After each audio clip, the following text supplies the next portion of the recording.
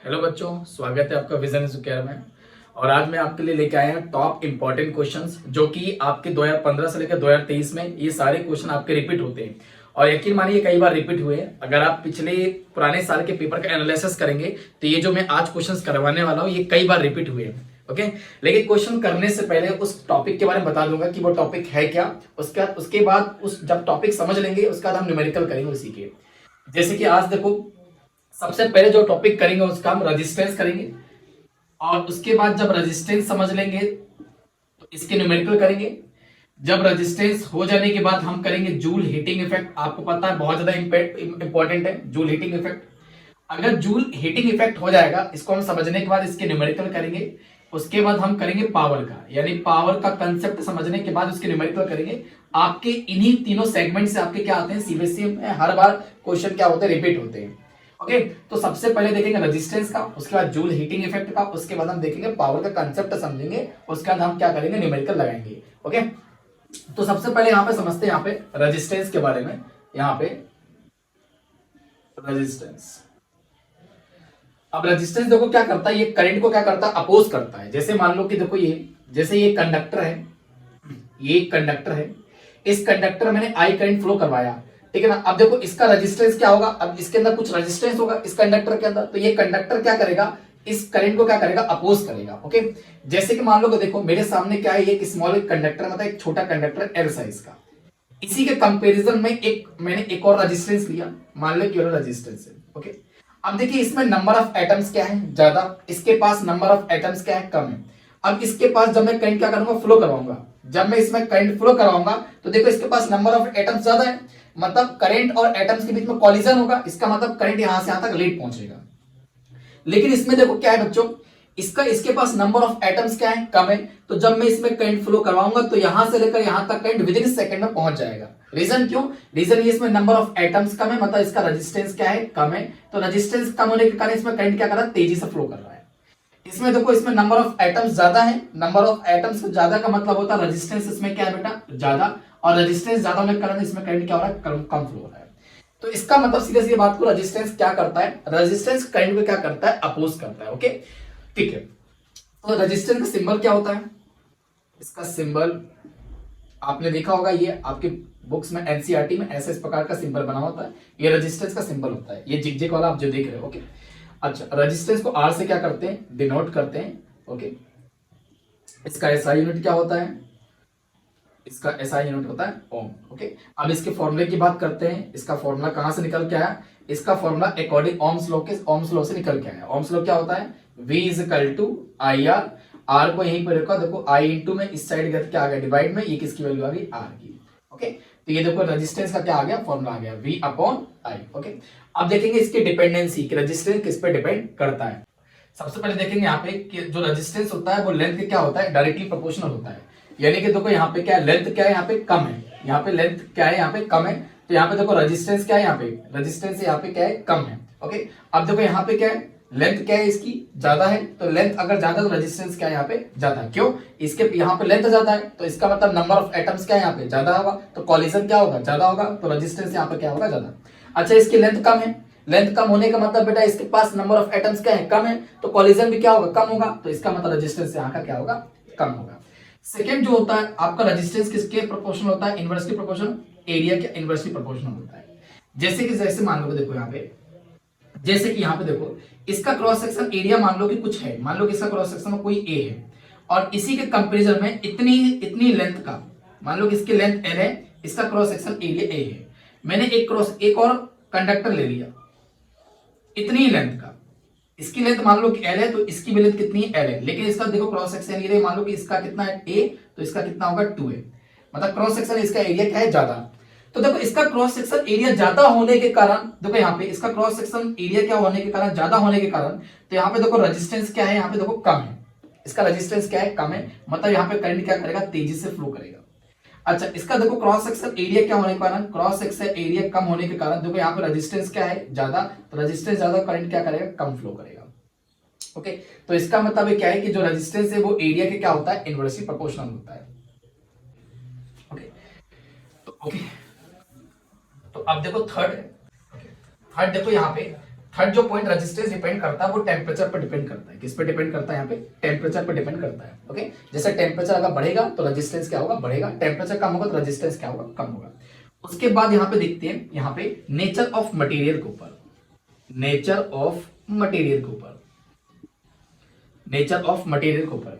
Okay, अगर जैसे मान लो किसी का मटेरियल अगर मान लो कि अच्छा है तो रेजिस्टेंस क्या होगा? कम होगा। ओके, जैसे कि बात करें यहाँ पे सिल्वर की, सिल्वर का देखो मटेरियल क्या है? काफी अच्छा है। सिल्वर को बोला जाता है कि इलेक्ट्रिसिटी का गुड कंडक्टर होता है।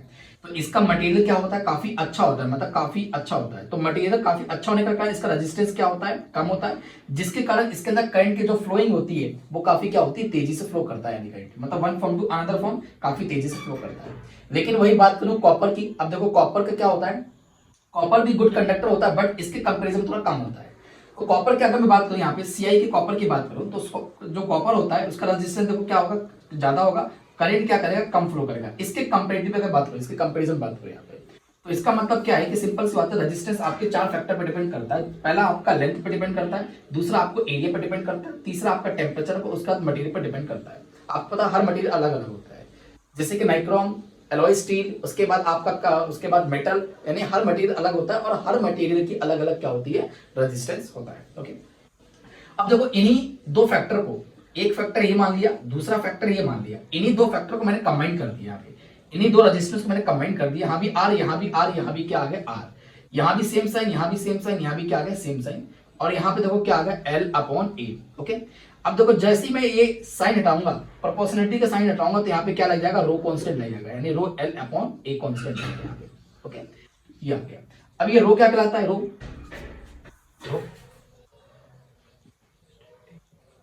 रो कहलाता है स्पेसिफिक रेजिस्टेंस। इसको हम बोलते हैं स्पेसिफिक रेजिस्टेंस बोलते हैं, और इसको एक और नाम से जाना जाता है, रेजिस्टिविटी के नाम से, रेजिस्टिविटी के नाम से आता है।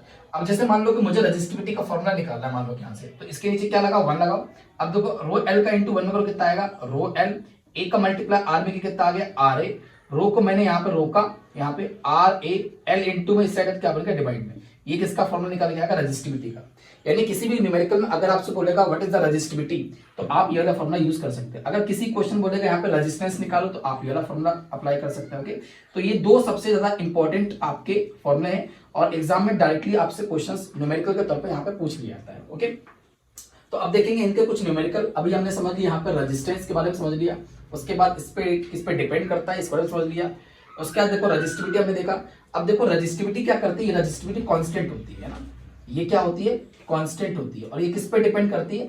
देखना, ये दो चीज पे डिपेंड करती है। एक तो आपका टेम्परेचर पे डिपेंड करता है, पहला रजिस्टिविटी होता है वो टेम्परेचर पे डिपेंड करती है। जैसे कि मान लो कि हर मटेरियल की यानी हर कंडक्टर का अलग अलग टेम्परेचर होगा, तो जब अलग अलग टेम्परेचर होगा इसका मतलब क्या? रजिस्टिविटी भी उन कंडक्टर की क्या होगी? अलग अलग होगी।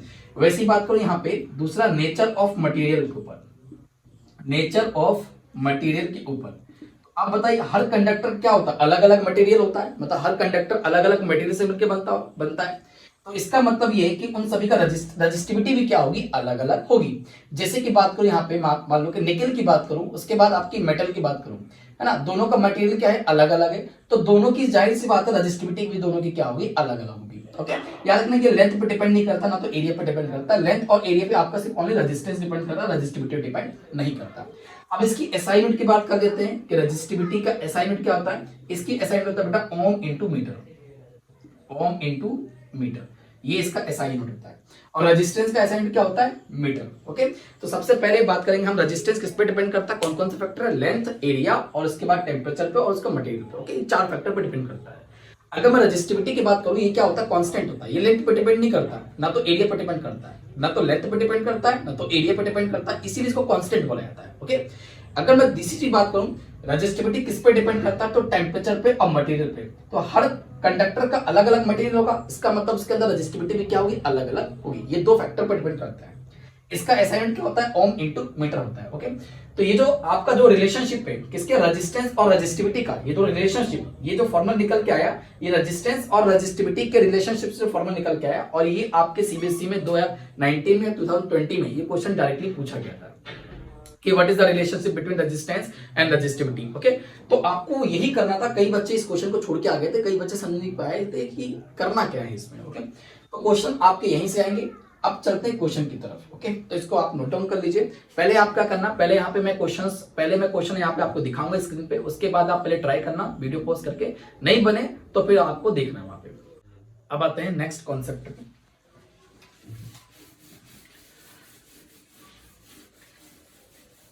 अब जैसे कि एमसीक्यूज में क्वेश्चन आता है रेजिस्टेंस को लेकर, मान लो कि एक कंडक्टर है, इस कंडक्टर का साइज कितना है, मान लो कि इस कंडक्टर की जो लेंथ है वो L है और इसका क्रॉस सेक्शन एरिया कितना, मान लो कि A है। मैंने इसको 2 टाइम्स खींचा, यानी 2 टाइम्स इसको स्ट्रेच्ड किया, ऐसे खींचा। आपको पता जब मैं इसको खींचूंगा तो इसकी लेंथ इंक्रीज होगी और क्रॉस सेक्शन एरिया क्या होगा, डिक्रीज होगा। ओके, तो जैसे कि मैंने मानो इसको 2 टाइम्स खींचा तो आपको पता है इसका क्रॉस सेक्शन एरिया कम होगा और लेंथ क्या होगी, इसकी बढ़ेगी। जैसे कि अभी इसकी लेंथ मान लो कितनी L है, तो अब इसकी लेंथ कितनी हो गई, मान लो कि इसकी लेंथ हो गई 12।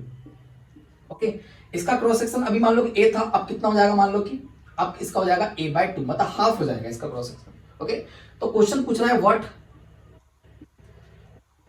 Will be the new resistance. Question पूछ रहा है कि नया रेजिस्टेंस बताओ, क्योंकि इसका रेजिस्टेंस अलग होगा, इसका रेजिस्टेंस अलग होगा। मैंने इसको 2 टाइम्स खींचा तो इसका रेजिस्टेंस क्या होगा, चेंज होगा। क्यों, क्योंकि हमने पढ़ा है कि रेजिस्टेंस किस पे डिपेंड करता है, लेंथ पे। तो इसका लेंथ क्या होगा, चेंज होगा, तो इसका रेजिस्टेंस भी कुछ अलग होगा। तो कितना रेजिस्टेंस ही आपको बताना है। तो ओके, तो देखो इसको सॉल्व करने के देखो 1-2 तरीके होते हैं। एक तो आप डिटेल में करो, ये वाले फॉर्मूले से करो, और एक शॉर्टकट करो। ओके, लेकिन एग्जाम में आपकी एमसीक्यूज में क्वेश्चन आएगा, वहां पे ABCD ऑप्शन होगा, तो मेरे हिसाब से इसको आप शॉर्टकट करना बेटर रहेगा। ओके, तो शॉर्टकट करने के लिए एक फॉर्मूला यहाँ पे देखो बता देता हूं, R dash is equal to N square into R। ये जो R है इसको बोलेंगे न्यू रेजिस्टेंस, ये जो R डैश है इसको बोलेंगे न्यू रेजिस्टेंस, और इसको बोलेंगे ओल्ड रेजिस्टेंस, मतलब पुराना वाला रेजिस्टेंस। यानी अगर मैं बात करूं इसको बोलेंगे इनिशियल रेजिस्टेंस, और इसको बोलेंगे फाइनल रेजिस्टेंस। ओके, तो आपको फाइनल रेजिस्टेंस निकालना है, तो आप फॉर्मूला अप्लाई करो डायरेक्टली। देखो R डैश यहाँ पे N स्क्वायर इंटू R, तो यहाँ पे R डैश, यहाँ पे देखो N मतलब टाइम्स, तो कितने टाइम्स आपने इंक्रीज किया, 2 टाइम्स, तो N की जगह पे क्या आएगा, 2 का स्क्वायर, यहाँ पे R, तो R dash is equal to कितना आ गया, 4R। तो इसका मतलब क्या है कि जो नया रेजिस्टेंस है वो 4 टाइम्स क्या हो जाएगा, पुराने वाले से बढ़ जाएगा। ओके, तो इसका मतलब क्या है कि जो नया रेजिस्टेंस है वो पुराने वाले रेजिस्टेंस से 4 टाइम्स क्या हो जाएगा, बढ़ जाएगा, मतलब इंक्रीज हो जाएगा। Okay, increase. लेकिन अगर इसी क्वेश्चन को मैं लेता हूं, यहां पे देखो इसी क्वेश्चन बोलता हूं, यहां पे 2 टाइम्स मान लो कि कंप्रेस किया, मान लो कि, या मान लो कि हाँ 2 टाइम्स मैंने क्या किया, इसको कंप्रेस किया, कंप्रेस। तो क्वेश्चन पूछ रहा what will be the new resistance, मतलब तो अब देखो मैं यही फॉर्मूला अप्लाई करूंगा। तो पहले मान लो कि देखो इसकी लेंथ L थी, अब कितनी हो गई, देखो इसका क्रॉस सेक्शन एरिया बढ़ गया, अभी इसका क्रॉस सेक्शन एरिया A है, अब इसका क्रॉस सेक्शन एरिया आपको पता है बेटा बढ़ जाएगा और लेंथ क्या हो जाएगी, कम हो जाएगी। तो मान लो कि इसकी L थी, तो अब लेंथ इसकी कितनी होगी बेटा, L/2। अब इसका क्रॉस सेक्शन पहले देखो A था, तो अब कितना हो जाएगा, 2A हो जाएगा।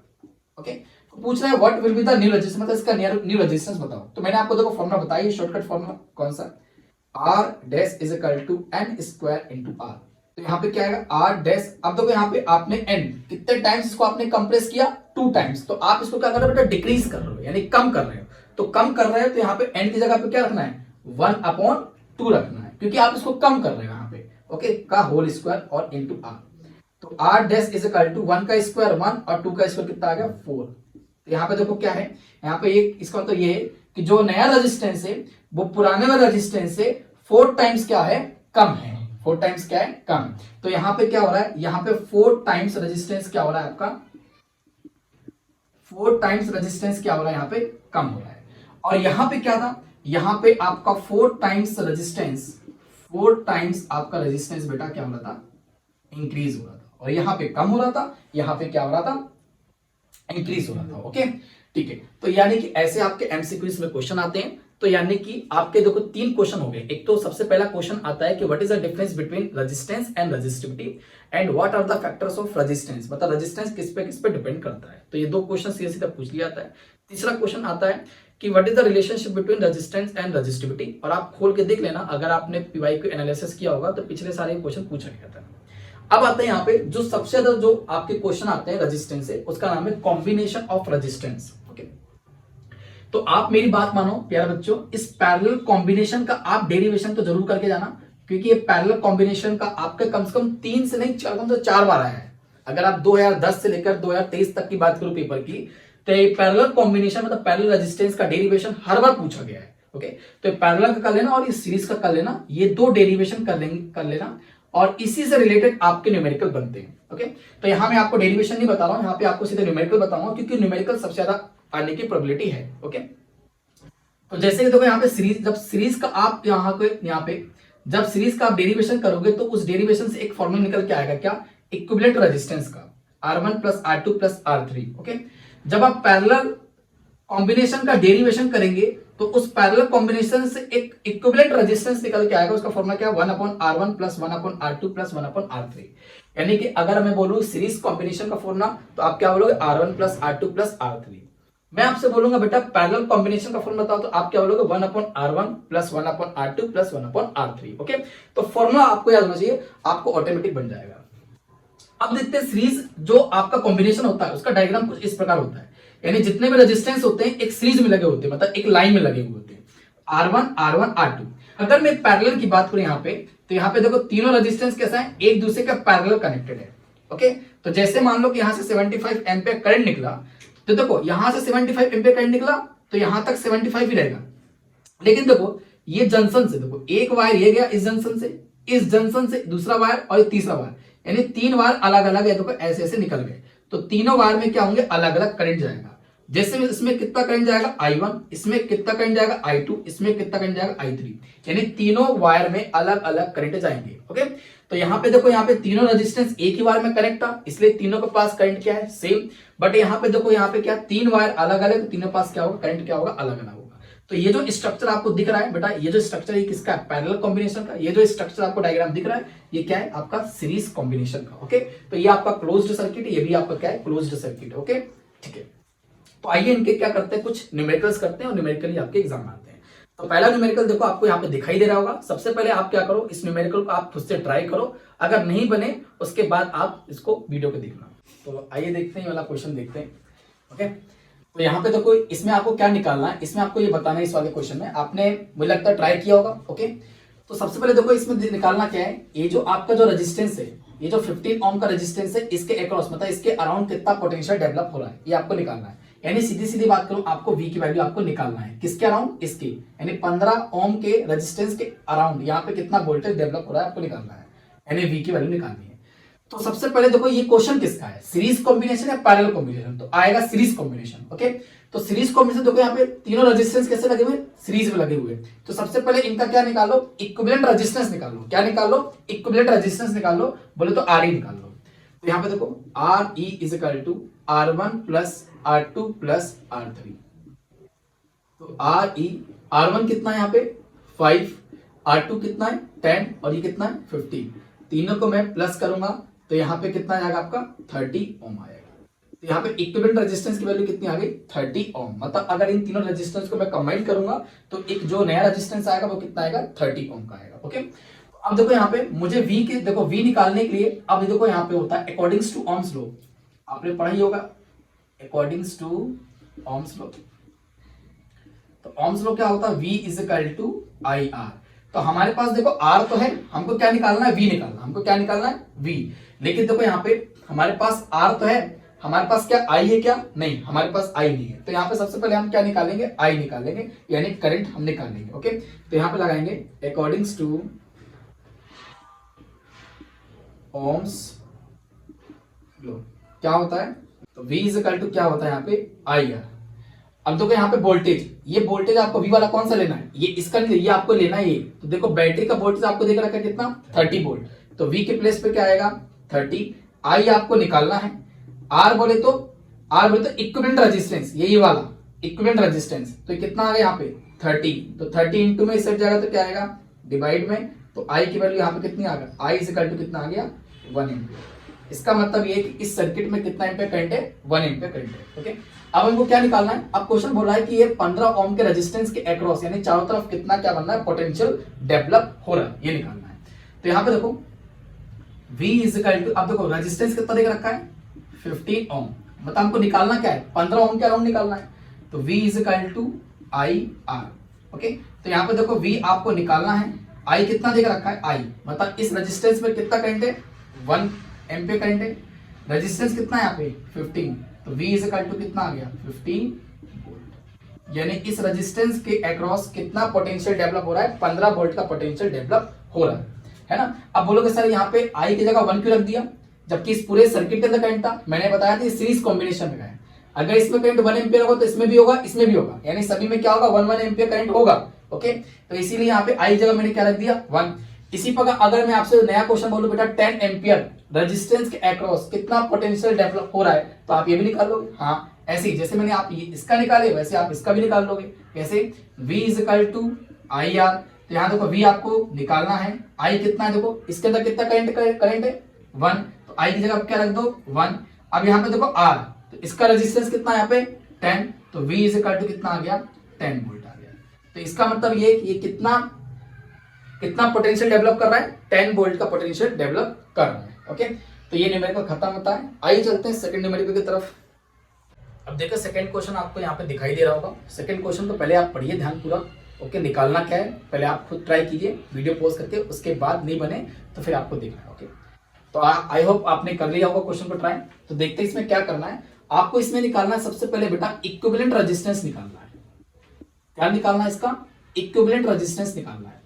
तो सबसे पहले इस फिगर को देखो, यहाँ पे ऐसे देखो, यहाँ पे कि दो रेजिस्टेंस देखो, यहाँ पे दो रेजिस्टेंस के, इसको मैं बोल देता हूं R1 और इसको मैं R2 बोल देता हूं। देखो दो रेजिस्टेंस कैसे हैं, पैरेलल में है। दो रेजिस्टेंस कैसे देखो, पैरेलल में है। तो सबसे पहले याद रखना, अगर कोई भी सर्किट वाला क्वेश्चन आ जाए, मतलब कॉम्प्लेक्स सर्किट वाला कोई क्वेश्चन आ जाए, उसमें बहुत ज्यादा रेजिस्टेंस लगे हो, आपको समझ में नहीं आ रहा है, तो सबसे पहले अगर वो पैरेलल का है, अगर कहीं आपको पैरेलल दिखाई दे रहा है, कहीं आपको पैरेलल दिखाई दे रहा है, तो उसको आप किसमें कन्वर्ट करना बेटा, सीरीज में कन्वर्ट करना। किसमें कन्वर्ट करना, सीरीज में।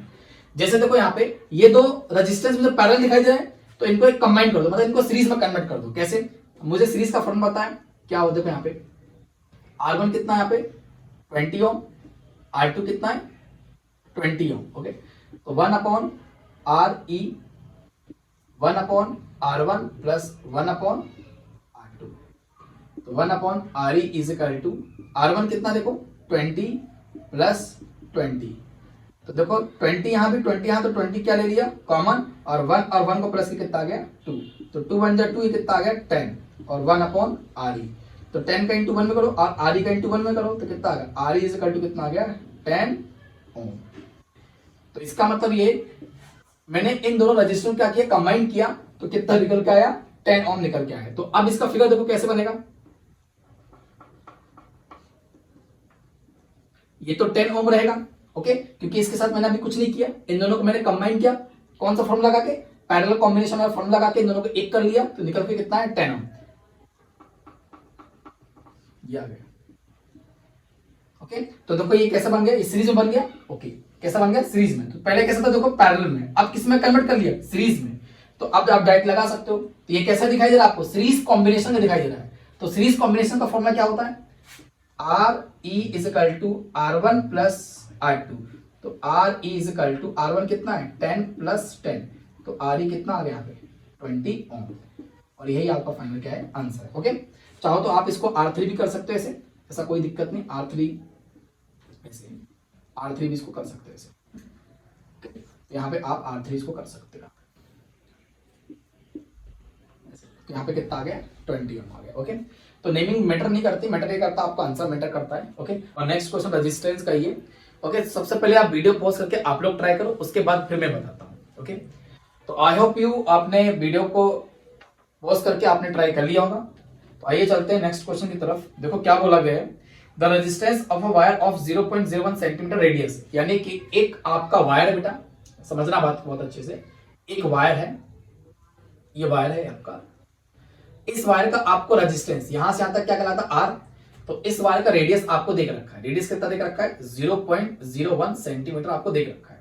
ओके, उसके बाद देखो यहाँ पे इस कंडक्टर का, मतलब इस रेजिस्टेंस का रेजिस्टेंस देख रखा है, कितना देख रखा है आपको 10 ओम देख रखा है। ओके, आगे देखो बोला गया है, if the resistivity of the wire is 50 इंटू 10 की power minus 8 ohm into metre, यानी आपको इस वायर की रेजिस्टिविटी देके रखी है, और रेजिस्टिविटी किसे डिनोट करते हैं रो से। ओके, तो ये कितना देकर रखा है 50 इंटू 10⁻⁸ ओम इंटू मीटर।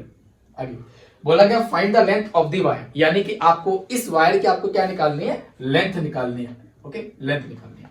तो यहाँ पे देखो मैंने आपको फॉर्मूला अभी जस्ट बताया था यहाँ पे कि जब मैंने आपको रेजिस्टेंस और स्पेसिफिक रेजिस्टेंस पर रिलेशनशिप बताया तो एक फॉर्मूला निकल के आया था, तो R is equal to rho l upon a. तो इस वाले न्यूमेरिकल में वाला फॉर्मूला लगेगा, तो डायरेक्टली आप ये वाला फॉर्मूला अप्लाई कर दो, तो R is equal to rho l upon a. तो R इज इक्वल टू देखो रो कितना है, रो यहाँ पे 50 इंटू 10⁻⁸ एल आपको देखो निकाल, पहले आप एक काम करो एल निकाल लो यहाँ से, रो एल का इंटू 1 में करोगे कितना आएगा रो एल, ए का इंटू इसमें करोगे कितना आएगा आर ए। यहाँ पे एल निकालना तो एल को रोको, तो आर ए रो इंटू में सेट जाएगा तो क्या आएगा डिवाइड में। अब यहाँ पे देखो L is equal to R कितना देकर रखा है रेजिस्टेंस, मतलब इस वाले का रेजिस्टेंस कितना है 10, तो यहाँ पे 10 लिख दो। एरिया क्या देकर रखा है, एरिया फॉर्मूला क्या होता है पाई आर स्क्वायर, और रो कितना देकर रखा है 50 इंटू 10⁻⁸।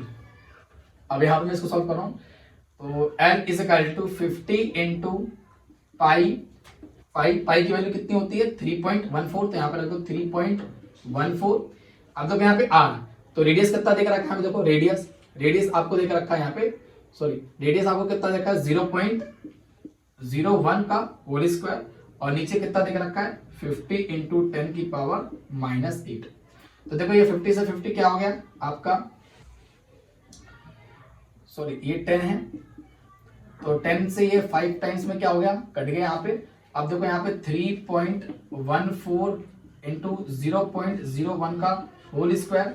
ओके, अब नीचे कितना देखो, ये जब ऊपर आएगा तो क्या बन जाएगा प्लस में, और नीचे कितना है यहाँ पे 5 में। जब आप इसको पूरे को डिवाइड करेंगे, आप कैलकुलेशन करेंगे, तो इसका जो आंसर आएगा, तो जब आप इसको सॉल्व करेंगे तो आपका आंसर आएगा 0.629 मीटर। तो आप सॉल्व कर लेना इसको, आपसे हो जाएगा। ओके, तो अभी तक आपने 4 क्वेश्चन कर लिए। आइए चलते फिफ्थ वाले क्वेश्चन को। फिफ्थ वाला क्वेश्चन बहुत काफी महंगा क्वेश्चन है और काफी अच्छा क्वेश्चन है, ब्रांडेड क्वेश्चन है। ओके, तो सबसे पहले करते हैं क्वेश्चन फिफ्थ की तरफ। आपको यहाँ पे देखो, मैं यहाँ पे आपको फिगर बना देता हूँ। ओके, पहले आप वीडियो को पॉज करके आप लोग ट्राई करना, उसके बाद आप लोग यहाँ पे मुझे लगता है आपने क्वेश्चन ट्राई किया होगा। आइए देखते हैं इस वाले क्वेश्चन सॉल्व करते हैं। अब जैसे मान लो कि आपको देखो बहुत सारे रेजिस्टेंस में दिखाई दे रहे होंगे। ओके, अब ये बहुत सारे रेजिस्टेंस दिखाई दे रहे हैं, तो सबसे पहले देखो यहाँ पे इनको ये दो R3 रेजिस्टेंस और जो R4 रेजिस्टेंस, ये आपस में कैसे सीरीज में, तो इनको क्या कर लो कंबाइन कर लो, मतलब ऐड कर लो। जब आप कंबाइन कर लोगे तो क्या हो जाएगा, ये एक रेजिस्टेंस बन जाएगा। ओके, तो सबसे पहले यहाँ पे देखो R3 कितना देकर रखा है 4 ओम, R4 कितना देकर रखा है 6 ओम। ओके, यानी दोनों के रेजिस्टेंस की वैल्यू देकर रखी है। तो सबसे पहले इनको क्या करो कंबाइन कर लो। जब कंबाइन करने से क्या होगा, एक दूसरा रेजिस्टेंस निकल के आएगा, और वो जो दूसरा जो रेजिस्टेंस निकल के आएगा उसको क्या बोलेंगे इक्विवेलेंट रेजिस्टेंस बोलेंगे। ओके, तो यानी कि मैंने क्या किया, इन दोनों को ऐड किया, R3 और R4 को ऐड किया, इन दोनों से जो एक जो रेजिस्टेंस निकल के आएगा उसको क्या बोलेंगे R' बोलेंगे। तो यहाँ पे R' is equal to R3 का रेजिस्टेंस कितना है यहाँ पे 4 प्लस R4 की वैल्यू कितनी यहाँ पे 6, और दोनों को मैंने ऐड किया तो यहाँ पे कितना आ गया 10 ओम। यानी जो नया रेजिस्टेंस निकल के आया वो कितना आया 10 ओम आया। ओके, यानी इन दो रेजिस्टेंस को मैंने ऐड किया तो एक नया रेजिस्टेंस निकल के आया, क्या आ गया 10 ओम आ गया। यानी अब इसका फिगर देखो कैसे बनेगा, अब इसका फिगर कुछ इस प्रकार बनेगा। ओके, तो ये जो नया रेजिस्टेंस इसको मैं बोल देता हूं यहाँ पे 10 ओम। अब देखिए यहाँ पे R2 और R' दोनों कैसे आपस में पैरेलल में, तो इनको क्या करो सीरीज में कन्वर्ट कर लो। मैंने आपको पहले बताया जो पैरेलल में दिख रहा है पहले उसको सीरीज में कन्वर्ट कर लो। ओके, तो मैंने इन दोनों क्या कर दिया सीरीज में कन्वर्ट कर लिया। सीरीज में कन्वर्ट करने से क्या होगा, ये दोनों को जब मैं कंबाइन करूंगा तो ये तो क्या बनेंगे, ये R1 R2 और R5 ये क्या बनेंगे सीरीज में क्या बनेंगे कन्वर्ट हो जाएंगे। तो इनको मैंने क्या किया, पैरेलल में दिख रहा है इसको मैंने सीरीज में क्या किया कन्वर्ट कर लिया। देखो यहाँ पे सीरीज लगा दो, तो 1 अपॉन यहाँ पे R' बोला तो इसको मैं क्या बोलता हूं, इसको कुछ नाम देता हूं, मतलब RP नाम देता हूं यहाँ पे 1 upon R2 plus 1 upon R', तो 1 अपॉन RP 1 अपॉन R2, तो R2 कितना है यहाँ पे 10, 1 अपॉन R कितना है यहाँ पे देखो 10, और यहाँ भी 10 यहाँ भी 10, तो 10 क्या आ गया कॉमन, और 1 और 1 2 का कितना आ गया 2, 2 1 जा 2, और ये कितना आ गया 5, 1 अपॉन 5। यहाँ पे कितना आ गया RP, 5 का मल्टीप्लाई 1 में किया, RP का मल्टीप्लाई 1 में किया, कितना आ गया RP इज इक्वल टू कितना आ गया यहाँ पे 5 ओम आ गया। ओके, तो यानी कि अब इसका जो फिगर बनेगा वो आपका इस प्रकार कुछ फिगर बनेगा। यानी कि जो नया जो रेजिस्टेंस निकल के आया इसको क्या बोलेंगे, इक्विवेलेंट रेजिस्टेंस। मतलब ये जो नया रेजिस्टेंस निकल के आएगा इसकी वैल्यू कितनी होगी, 5 ओम होगी। अब देखिए यहाँ पे तीनों रेजिस्टेंस कैसे हो गए, सीरीज में हो गए। अब इनकी वैल्यू निकालना और भी आसान हो गया। तो यहाँ पे देखो मुझे क्या निकालना है, इक्विवेलेंट रेजिस्टेंस निकालना है, और तीनों कैसे दिखाई दे रहे हैं, सीरीज में दिखाई दे रहे हैं। ओके, तो यहाँ पे देखो क्या है, ये R1 रेजिस्टेंस है, ये जो आपने रेजिस्टेंस निकाला इसका आपने क्या बोला, RP डैश बोला। ये जो रेजिस्टेंस है ये क्या, R5 रेजिस्टेंस है। यहाँ पे इक्विवेलेंट रेजिस्टेंस निकालना है आपको, तो R1 रेजिस्टेंस की वैल्यू देखो यहाँ पे कितनी है, 5। तो यहाँ पे R1 की जगह पे क्या रखूंगा, 5। RP रेजिस्टेंस की वैल्यू कितनी है यहाँ पे, 5। तो यहाँ पे क्या रखूंगा, 5। अब उसी प्रकार देखिए बच्चों यहाँ पे R5 रेजिस्टेंस की वैल्यू कितनी है यहाँ पे, 10। तो R5 की जगह पे क्या रखूंगा, यहाँ पे 10 रखूंगा, और तीनों को मैं क्या कर दूंगा, यहाँ पे ऐड कर दूंगा। तो यहाँ पे 5 5 10 और कितना आएगा यहाँ पे 20 ओम। यानी कि अगर मैं इन तीनों रेजिस्टेंस को मिलाऊंगा तो एक इक्विवेलेंट रेजिस्टेंस निकल के आएगा, उसकी वैल्यू कितनी होगी, 10 ओम होगी। यानी अब इसका जो डायग्राम बनेगा फिगर वो कुछ इस प्रकार बनेगा आपका। ये तीनों को मैंने यहाँ पे कंबाइन कर लिया, और ये आपकी बैटरी है ये, और यहाँ पे आपका अमीटर लगा हुआ है ये, और ये पॉजिटिव ये नेगेटिव। तो अब ये जो रेजिस्टेंस जो निकल के आया इसको हम क्या बोलेंगे, इक्विवेलेंट रेजिस्टेंस। क्योंकि ये क्या कर रहा है, ये बाकी जितने रेजिस्टेंस है ये अकेला उतने बराबर काम कर रहा है, मतलब अकेला उनके बराबर काम कर रहा है, इसीलिए इसको क्या बोलेंगे, इक्विवेलेंट रेजिस्टेंस। और इस रेजिस्टेंस की जो वैल्यू निकल के आई वो कितनी आई, यहाँ पे 20 ओम है। अब हमें पहले तो हमें पता करना था कि इक्विवेलेंट रेजिस्टेंस की वैल्यू कितनी है, यानी अफेक्टिव रेजिस्टेंस की वैल्यू कितनी है। तो अफेक्टिव रेजिस्टेंस की वैल्यू कितनी है यहाँ पे, 20 ओम। अब तो सेकंड में हमको क्या पता करना है, यहाँ पे सेकंड में हमको बताना है कि बैटरी से कितना करंट ड्रॉ हुआ, यानी बैटरी से कितना करंट निकला, ये पता करना है। तो यहाँ पे हम क्या लगाएंगे, ओम्स लॉ लगाएंगे। ओम्स लॉ आप सभी को पता है, V इज इक्वल टू क्या होता है यहाँ पे, IR।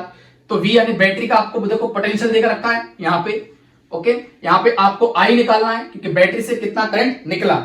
RE देखो, RE की वैल्यू आप निकाल चुके, कितना है 20। तो RE कैसा, मल्टीप्लाई में, और इस साइड जाएगा तो क्या आएगा, डिवाइड में आएगा। तो यहाँ पे देखो बैटरी का वोल्टेज कितना है बेटा, 20। इक्विवेलेंट रेजिस्टेंस की वैल्यू यहाँ पे कितनी है, 20। यहाँ पे I इज इक्वल टू कितना आ गया, देखो यहाँ पे 1 एम्पियर आ गया। इसका मतलब ये है कि इस बैटरी से कितना करंट निकला, इस बैटरी से 1 एम्पियर करंट निकला। ओके, तो 1 एम्पियर करंट निकला, यानी सेकंड वाला में हमने सॉल्व कर लिया। अब देखिए यहाँ पे थर्ड वाले में क्या निकालना है, थर्ड वाले में आपको क्या निकालना है यहाँ पे, कि ये जो R5 रेजिस्टेंस है ये अपने अक्रॉस कितना पोटेंशियल डेवलप कर रहा है। तो यहाँ पे देखो बड़े आराम से कर सकते हो, आपके पास I की वैल्यू भी है, आपके पास R5 की वैल्यू भी है। तो यहाँ पे क्या लगा दो, V is equal to IR। आपको V की वैल्यू निकालनी है, V मतलब क्या, पोटेंशियल डिफरेंस की वैल्यू निकालनी है। ओके, तो आपको I पता है, I कितना है 1, और R आपको पता है यहाँ पे 10। तो यहाँ V इज इक्वल टू यहाँ पे कितना आ गया, 10 वोल्ट। इसका मतलब ये कि ये जो R5 वाला जो रेजिस्टेंस है ये अपने अक्रॉस कितना पोटेंशियल डेवलप कर रहा है, तो 10 वोल्ट का पोटेंशियल डेवलप कर रहा है। तो आपके पास V की वैल्यू आ गई, ये I की वैल्यू आ गई, और ये क्या आ गई, R की वैल्यू आ गई। ओके, अब आइए चलते हैं, चलते हैं जूल हीटिंग इफेक्ट पे चलते हैं। अब देखेंगे जूल्स लॉ ऑफ हीटिंग। तो जूल्स लॉ ऑफ हीटिंग को H से क्या करते हैं बेटा, डिनोट करते हैं। अब देखिए होता क्या है, सिंपल सी बात है, ये क्या होता है, ये डायरेक्टली प्रोपोर्शनल होता है किसके, I स्क्वायर के, यानी स्क्वायर ऑफ द करंट के, और रेजिस्टेंस के, और क्या होता है, टाइम पीरियड के। यानी कि जैसे मैंने बताया जूल्स लॉ ऑफ हीटिंग को H से क्या करते हैं, रिप्रेजेंट करते हैं, है ना। ये किसके डायरेक्टली प्रोपोर्शनल होता है, पहला काम तो यहाँ पे करंट के स्क्वायर के डायरेक्टली प्रोपोर्शनल होता है। यानी कि सिंपल सी मतलब ये है कि जैसे मान लो कि ये कोइल, मान लो कि इस कोइल मान लो कि करंट मान लो कि 20 एम्पियर है, मान लो कि, है ना। अब मान लो कि एक दूसरी कोइल है, आपने यहाँ पे करंट की वैल्यू को बढ़ा दिया, मान लो कि यहाँ पे 40 एम्पियर कर दिया। तो यहाँ पे साफ साफ पता चलेगा यहाँ पे हीटिंग क्या होगा, ज्यादा, यहाँ पे हीटिंग क्या होगा, कम, क्योंकि यहाँ पे कम करंट है। ओके, तो वैसे ही देखो जो जूल लॉ ऑफ हीटिंग है ये किसके डायरेक्टली प्रोपोर्शनल होता है, आपके I स्क्वायर के डायरेक्टली प्रोपोर्शनल होता है। उसके बाद जो दूसरा ऑप्शन आता है यहाँ पे, दूसरा जो जूल लॉ ऑफ हीटिंग है ये किसके डायरेक्टली प्रोपोर्शनल होता है, आपके रेजिस्टेंस के। अब रेजिस्टेंस देखो कैसे, बहुत इजी है। देखो जैसे मान लो कि देखो आप पानी वाली जो रॉड होती है, आप जो पानी के अंदर डाल के इसको गर्म करते हो पानी को नहाते वक्त, तो मान लो कि ये पानी वाली क्या एक रॉड है, मान लो कि ये, और एक और मान लो कि मैंने एक रॉड लिया लेकिन ये सीधा है। तो यहाँ पे देखो, यहाँ पे क्या मुड़ाव नहीं है, यहाँ पे क्या मुड़ाव ज्यादा है। तो इसका मतलब क्या है, इसका रेजिस्टेंस क्या है, ज्यादा। यहाँ पे मुड़ाव नहीं, इसका रेजिस्टेंस देखो यहाँ पे कम है, क्या है, कम। अब देखो जैसे ही मान लो कि इसमें मैंने करंट फ्लो करवाया, तो देखो ये करंट क्या करना है, यहां से यहां तक पहुंचने में इसको काफी ज्यादा वर्क डन करना पड़ेगा। रीजन क्यों, क्योंकि इसमें घुमावदार ज्यादा है, मतलब घुमावदार इसमें क्या है, ज्यादा, इसका रेजिस्टेंस क्या है, ज्यादा। मतलब उस करंट के अंदर जो इलेक्ट्रॉन्स है उनका कॉलिजन यहाँ पे क्या होगा, ज्यादा, यानी उनको वर्क डन यहाँ पे क्या करना पड़ेगा, ज्यादा। मतलब करंट को यहां से यहां तक पहुंचने में वर्क डन क्या करना पड़ेगा, यहाँ पे वर्क डन ज्यादा करना पड़ेगा। तो जितना ज्यादा वर्क डन करेंगे उतना ज्यादा क्या होगी, हीट प्रोड्यूस होगी यहाँ पे। लेकिन देखो यहाँ पे क्या होगा, यहाँ पे करंट ऐसे मैंने फ्लो करवाया, अब यहाँ पे कोई रेजिस्टेंस नहीं है, ये बिल्कुल प्लेन एरिया है, तो करंट यहां से यहां तक आराम से बिल्कुल चले जाएगा, यानी करंट के अंदर जो इलेक्ट्रॉन्स है वो कोई वर्क डन नहीं करेंगे। तो यहाँ पे जो हीट होगा वो क्या होगा, वो कम प्रोड्यूस होगा। तो इसीलिए जो आपका जो जूल लॉ ऑफ हीटिंग है ये किसके डायरेक्टली प्रोपोर्शनल होता है, रेजिस्टेंस के। देखो जैसे कि मेरे पास पानी गर्म पानी रोड है, मान लो कि देखो ये, मान लो कि देखो यहाँ पे घुमावदार है यहाँ पे, तो इसका रेजिस्टेंस क्या है, ज्यादा। अब जैसे मान लो कि यहाँ पे क्या आपने करंट फ्लो करवाया, जब आपने करंट फ्लो करवाया तो करंट के जो इलेक्ट्रॉन्स है उनको यहां से यहां तक पहुंचने में क्या करना पड़ेगा, ज्यादा वर्क डन करना पड़ेगा, यानी कॉलिजन क्या होगा, ज्यादा। तो जब कॉलिजन ज्यादा होगा इसका मतलब यहाँ पे क्या होगा, हीट ज्यादा प्रोड्यूस होगा। इसलिए देखा होगा आपके जो पानी है, आप जैसे ही पानी के अंदर रोड को ऐसे डालते हैं तो पानी देखना कुछ देर बाद, यानी 5 मिनट या 10 मिनट बाद पानी आपका क्या हो जाता है, गर्म हो जाता है। तो ऐसा क्यों, क्योंकि सिंपल सी बात है, इसका रेजिस्टेंस क्या है, ज्यादा, और ये किस पे बेस्ड है, ये जूल्स लॉ ऑफ हीटिंग पे क्या है, बेस्ड है। उसी प्रकार हर जो फैक्टर आता है वो किस पे आता है, जूल्स लॉ ऑफ हीटिंग यानी H, वो किसके डायरेक्टली प्रोपोर्शनल है, यानी टाइम की। आपने देखा होगा आप ज्यादा देर तक अगर मोबाइल चलाते हैं, देखना आपको मोबाइल पीछे से हीट करने लगता है। आप देखते होंगे टीवी जैसे चलती होगी आपके घर में, कुछ समय बाद देखते होंगे टीवी बिल्कुल हीट करने लगती है, पीछे से गर्म हो जाती है, कभी आप देखना गर्म हो जाती है, आपने ऑब्जर्व भी किया होगा। तो ये सब किसका रिजल्ट है, ये सब जूल्स लॉ ऑफ हीटिंग का रिजल्ट है यहाँ पे। ओके, यानी जूल्स लॉ ऑफ हीटिंग क्या करती है, ये रेजिस्टेंस और करंट पे तो डिपेंड करती है, साथ साथ में क्या करती है, टाइम पीरियड पे भी डिपेंड करती है। यानी अगर आप कोई डिवाइस ज्यादा देर तक समय चलाओगे तो वो क्या करेगा, उसमें हीटिंग की प्रॉब्लम आने लगेगी। तो यानी ये 3 फैक्टर्स पे डिपेंड करता है आपका क्या, जूल्स लॉ ऑफ हीटिंग। अब इन्हीं तीनों फैक्टर्स को मैंने क्या किया बेटा, कंबाइन कर दिया। देखो यहां भी H है, यहां भी H, यहां भी H, मैंने तीनों को कंबाइन कर दिया, तो यहां पे क्या निकल के आया, एक नया रिजल्ट निकल के आया, I²RT। ओके, यानी मैं इसको ऐसे भी लिख सकता हूं, I²RT। तो ये मेरा क्या आ गया, जूल्स लॉ ऑफ हीटिंग का क्या निकल के आ गया, एक नया फॉर्मूला निकल के आ गया। ओके, तो कोई भी जो न्यूमेरिकल अगर आपके बनेगा सीबीएसई के एग्जाम में, जो अभी आपके एग्जाम आने वाले हैं, वो इसी फॉर्मूले के अंदर ही आपके न्यूमेरिकल आएंगे। अब इनका प्रूफ देखते हैं। कई बार क्या होता है, सीबीएसई में इनका प्रूफ आ जाता है, डेरिवेशन आ जाता है, और 3 मार्क्स का 4 मार्क्स का क्वेश्चन आता है, बहुत इजी रहता है। ठीक है, तो इनका प्रूफ देखते हैं हम कि ये H = I²RT कहां से आया। तो जैसे इसका प्रूफ देखते हैं यहां पे, आपने देखा होगा पोटेंशियल क्या बोलते हैं, V से क्या करते हैं, डिनोट करते हैं। अभी जो V होता है वोल्टेज, इसको क्या बोलते हैं, वोल्टेज यानी पोटेंशियल बोलते हैं। अभी जो V होता है इसका फॉर्मूला क्या होता है, इसका फॉर्मूला होता है वर्क डन अपॉन चार्ज। ये पोटेंशियल का क्या होता है, फॉर्मूला होता है पोटेंशियल डिफरेंस का। तो V = वर्क अपॉन क्या होता है, चार्ज होता है। मैंने इसके नीचे 1 लगाया, तो यानी कि W का मल्टीप्लाई किसमें किया, 1 में, यानी वर्क डन का मल्टीप्लाई 1 में कितना आ गया, W, और इसका मल्टीप्लाई इसमें कितना आ गया, VQ आ गया। अब हम जानते हैं यहाँ पे, देखो यहाँ पे करंट का फॉर्मूला सभी लोग पढ़े हुए, यहाँ पे क्या होता है, Q अपॉन टाइम, यानी Q अपॉन T। तो यहां से देखो मैं T की वैल्यू निकाल लूंगा इस एक्सप्रेशन से, तो नीचे 1 लगाया, Q का मल्टीप्लाई 1 में किया, और बड़े आराम से मैंने क्या निकाल लिया, Q की वैल्यू निकाल लिया। अब Q की वैल्यू क्या करो बेटा, इस इक्वेशन फर्स्ट में क्या करो, सब्स्टिट्यूट कर दो। तो यहाँ पे देखो वर्क डन यानी W = यहाँ पे देखो V। अब आपको V पता है, V क्या होता है, V = क्या होता है, IR, ओम्स लॉ आपने पढ़ा ही होगा। ओके, तो V के प्लेस पे क्या रख दिया बेटा, यहाँ पे IR। अब देखो Q की वैल्यू आप निकाल चुके हो, तो Q की वैल्यू कितनी यहाँ पे, IT। तो W = I का मल्टीप्लाई I में कितना आ गया, I²RT। तो यहाँ पे क्या आ गया, ये वर्क डन की वैल्यू आ गई। इसका मतलब जैसा अभी बताया ना मैंने आपको, कि जैसे मान लो कि करंट इसमें मैंने फ्लो करवाया इस रॉड में, तो करंट का जो इलेक्ट्रॉन्स है यहां से यहां तक जाने में कितना वर्क करेंगे, तो इतना वर्क करेंगे। तो जितना वर्क डन करेंगे यहां से यहां तक जाने में, उतना ही क्या होगा, हीट प्रोड्यूस होगा, क्योंकि वर्क डन किसके इक्वल होता है, हीट के इक्वल होता है। तो यहाँ पे W जगह यहाँ पे क्या लिख देता हूं, यहाँ पे H = I²RT, क्योंकि जितना वर्क डन करेंगे उतना हीट प्रोड्यूस करेंगे। ये देखो क्या आ गया, फाइनली प्रूव्ड हो गया ये फॉर्मूला। तो ये कई बार आपके डेरिवेशन आते हैं। ओके, अब चलते हैं नेक्स्ट पावर की तरफ। उसके बाद हम देखेंगे पावर और उसके बाद joule law of heating relationship, क्योंकि ये पिछली बार भी क्वेश्चन आ चुके हैं। ओके, तो इसको आप कॉपी कर लीजिए। अब देखिए इलेक्ट्रिक पावर देखेंगे कि इलेक्ट्रिक पावर होता क्या है। इसको जनरली क्या करते हैं, P से क्या करते हैं, डिनोट करते हैं, और इसका फॉर्मूला पता होगा, आपके एनसीईआरटी में दिया होगा। इसका एनसीईआरटी फॉर्मूला क्या होता है, वर्क अपॉन टाइम। वर्क का असाइनमेंट क्या होता है, जूल, और टाइम में क्या होता है, सेकेंड। यानी जो पावर को क्या बोलते हैं, पी को क्या बोलते हैं, इलेक्ट्रिक पावर। तो इलेक्ट्रिक पावर का जो एसआई यूनिट आ गया प्यारे बच्चों, वो कितना आ गया, जूल पर सेकेंड। लेकिन जनरली हम इसको किस में कंसीडर करते हैं, इसको वॉट में क्या करते हैं, कंसीडर करते हैं। ओके, तो इसका एसआई यूनिट एक और बन जाता है, क्या बन जाता है, वॉट बन जाता है। अब देखेंगे यहाँ पे इस इलेक्ट्रिक पावर से बहुत सारे इंपॉर्टेंट फॉर्मुलेस निकल के आते हैं, बहुत सारे इंपॉर्टेंट हम फॉर्मुले देखते हैं होता क्या है, और ये भी देखेंगे हम इलेक्ट्रिक पावर होता क्या है। अब जैसे मान लो देखो यहाँ पे, जैसे आपको पता होगा, जैसे मान लो कि एक बैटरी है और ये मान लो कि नेगेटिव पॉइंट है, प्लस पॉइंट है। बैटरी का पोटेंशियल अभी कितना है, मान लो कि V। यहाँ पे बैटरी का पोटेंशियल कितना है, V, और यहाँ पे बैटरी का पोटेंशियल कितना है, 0। तो यहाँ पे बैटरी का पोटेंशियल कितना है, V, और यहाँ पे कितना है, 0, V माइनस 0। अब इस पोटेंशियल डिफरेंस का आपको फॉर्मूला पता है, वर्क अपॉन क्या होता है, चार्ज। तो V माइनस 0 यहाँ पे कितना आएगा, V वर्क अपॉन यहाँ पे चार्ज आ गया। अब देखिए यहाँ पे देखेंगे कि बैटरी से कितना एनर्जी रिलीज हुआ, ठीक है ना, बैटरी से कितना एनर्जी रिलीज हुआ। तो यहाँ पे 1 लगा देंगे, तो W का मल्टीप्लाई 1 में कितना आ गया, W, और V का मल्टीप्लाई Q में करेंगे कितना आएगा, VQ। इसका मतलब ये है कि बैटरी ने कितना वर्क डन किया, VQ वर्क डन किया। तो जितना वर्क डन करते हैं उतना क्या होता है, एनर्जी के क्या होता है, बराबर होता है। तो इस बैटरी के अंदर से कितनी एनर्जी निकली, W is equal to VQ, यानी बैटरी ने कितना वर्क किया, VQ वर्क किया। अब आपको पता होगा बेटा वहां पावर, तो पावर का फॉर्मूला क्या होता है, पावर का फॉर्मूला होता है आपका वर्क अपॉन टाइम। तो यहाँ पे देखो वर्क की वैल्यू आप ऑलरेडी पहले निकाल चुके हैं, तो वर्क की वैल्यू कितनी है, VQ। तो वर्क के प्लेस पे क्या पुट कर दो, VQ अपॉन T।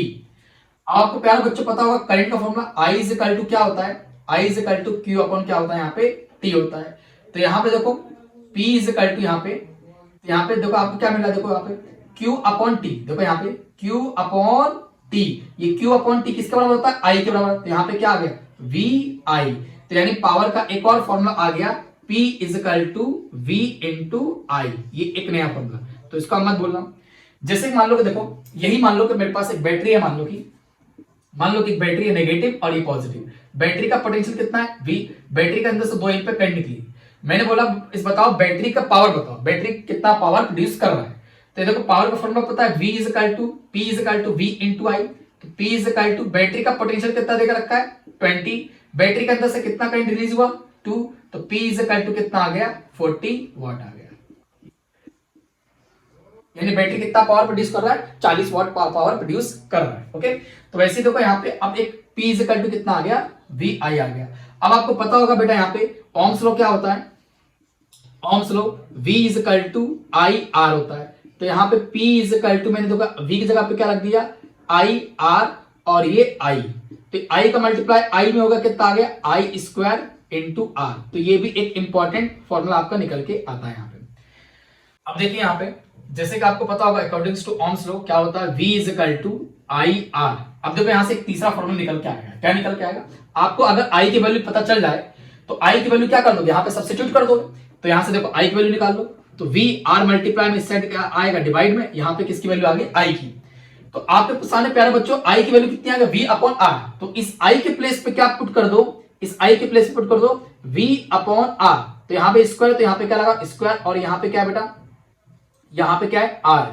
तो देखो मैंने स्क्वायर दोनों टर्म में लगा दिए, क्यों, क्योंकि देखो I की वैल्यू कितनी, V अपॉन R। तो I जब क्या रखूंगा, V अपॉन R, तो जो ये जो स्क्वायर आएगा ये दोनों मारेगा। देखो एक R से एक R क्या हो गया, कैंसिल। तो P इज इक्वल टू कितना आ गया, V स्क्वायर अपॉन R। तो बेटा ये 3 इंपॉर्टेंट आपके फॉर्मूले हैं, और तीनों फॉर्मूले से आपके न्यूमेरिकल बन के आएंगे। तो सबसे ज्यादा इंपॉर्टेंट फॉर्मूला एक ये है और एक ये वाला है। ये तीनों याद रखना, बहुत ज्यादा VIP है और बहुत ज्यादा ब्रांडेड फॉर्मूले हैं, तो इनको आप याद कर लेना अच्छी तरीके से। P इज इक्वल टू, मैं यहां साइड में लिख देता हूं, P is equal to I square into R, और P is equal to V square upon R।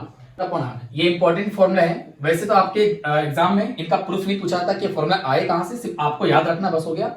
इसी के बेस्ड आपके क्या होते हैं, न्यूमेरिकल आते हैं। अब कई बार पूछा जाता है कि जैसे मान लो कि देखो ये इलेक्ट्रिक बल्ब है, जैसे मान लो कि इलेक्ट्रिक बल्ब है, मान लो कि ये अभी कितना, मान लो कि ये कितना वाट का है, तो P इज इक्वल टू मान लो कि 100 वाट का। अब जब मार्केट में देखना आप बल्ब लेने जाओगे, जैसे मान लो कि बल्ब है, ये बल्ब मान लो कि कितना है, मान लो कि 10 वाट का बल्ब है, ठीक है ना। अच्छा, तो इसकी अभी देखो पावर कितनी, 10 वाट है, मान लो कि 10 वाट का मान लो कि ये बल्ब है। ओके, अब देखो मान लो कि देखो इस करंट को जलने के लिए मान लो कि कुछ करंट चाहिए, मान लो कि कितना वोल्टेज करंट आता है घर में, V is equal to 220 volt current आता है। यानी इसको जलने के लिए 220 वोल्ट क्या चाहिए, करंट आपको चाहिए। ओके, तो 220 वोल्टेज को मैंने क्या कर दिया, पोटेंशियल इसमें सप्लाई किया। जैसे इसमें मैंने पोटेंशियल सप्लाई किया तो यहाँ पे क्या हो गया, इसके अंदर इसके अंदर जो रोशनी निकलेगी, मतलब इसके अंदर जो इंटेंसिटी निकलेगी यानी एनर्जी निकलेगी, वो कितनी निकलेगी? 10 वाट निकलेगी। तो वाट का मतलब क्या है? वाट का मतलब ये है कि बेटा कि जैसे ही मैंने इस आपकी बल्ब को, जैसे ही मैंने इस बल्ब को यानी मैंने क्या किया, 220 पावर सप्लाई किया, 220 वोल्ट मैंने पावर क्या किया? सप्लाई किया।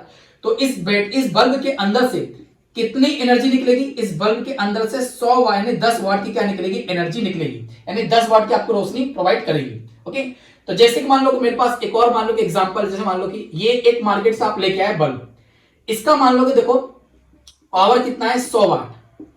अब जैसे आप इसको क्या करोगे, 220 वोल्ट आप करंट इसको सप्लाई करोगे, तो इसके अंदर से जो एनर्जी निकलेगी वो कितनी निकलेगी? आपकी 100 वाट की एनर्जी निकलेगी, यानी आपको ज्यादा रोशनी प्रोवाइड करेगी। और ये आपको क्या करेगी? कम रोशनी प्रोवाइड करेगी। जैसे आपने देखा होगा यहाँ पे क्रिकेट की स्टेडियम में जो बल्ब लगे होते हैं, देखना वो क्या क्या होती है, उनकी पावर काफी ज्यादा होती है। और देखना इतनी ज्यादा होती है कि उनकी इंटेंसिटी क्या होती है? बहुत ज्यादा होती है, यानी उनसे बहुत ज्यादा क्या निकलती है? उनसे ज्यादा बहुत ज्यादा रेज निकलते हैं, वहां पे व्हाइट रेज सबसे ज्यादा वहीं से निकलते हैं। तो इसीलिए देखना आप जब भी मार्केट में जाते हो तो आप ये बोलते हो कि सर मुझे इस वाट का बल्ब दे दो, इस वाट का बल्ब दे दो। तो इसका मतलब ये होता है कि जितने वाट का बल्ब होता है उतनी एनर्जी क्या निकलती है? बाहर प्रोड्यूस बनती है, मतलब प्रोड्यूस होती है। ओके, तो अब आइए चलते हैं यहाँ पे नेक्स्ट क्वेश्चन की तरफ जो आपके एग्जाम में पूछे आते हैं।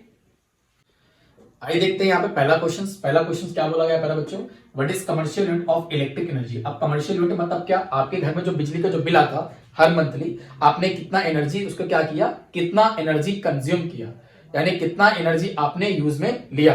तो वो जो आता है आपका, वो किस में आता है? वो किलोवाट आवर में आता है, किलोवाट आवर में आता है। ओके, तो अब देखो यहाँ पे बोला गया है कि उसको जूल में क्या करो? कन्वर्ट करो। तो आपके घर का जो बिजली यानी कमर्शियल जो यूनिट होती है वो किस में होती है बेटा? किलोवाट आवर में होता है। ओके, अब उसको किस में कन्वर्ट करना बेटा? जूल में। तो यहाँ पे आपको पता है बेटा, यहाँ पे मैं यहाँ पे लिखा, जैसे आपको पता है 1 किलोवाट में 1000 वाट होते हैं। और आपको पता होगा बेटा ये भी कि एक 1 आवर में आपके 300 यहाँ पे कितना? 3600 क्या होते हैं? आपके सेकेंड होते हैं, यानी एक घंटे में 3600 सेकेंड होते हैं। तो यहाँ पे आपको पता 1 किलोवाट में आपके कितने वाट होते हैं? 1000, तो यहाँ पे 1000 लिख लो। अब जब आपको पता 1 आवर में कितने सेकंड होते हैं, तो आपके 3600 सेकंड होते हैं, यहाँ पे लिख लिया। अब जब यहाँ पे कितने जीरो है? 1 2 3 4 5, तो यहाँ पे क्या लिखोगे? 36 इंटू 10 की पावर 5।